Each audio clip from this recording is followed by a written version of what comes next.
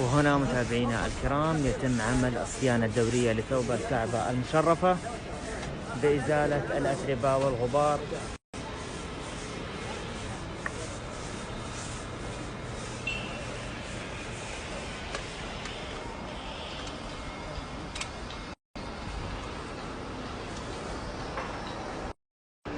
أعمال التطهير والتعقيم في المسجد الحرام لا تتوقف. هنا كما نشاهد يتم تطهير سطح الكعبة المشرفة، وهنا يتم العناية بثوب الكعبة المشرفة.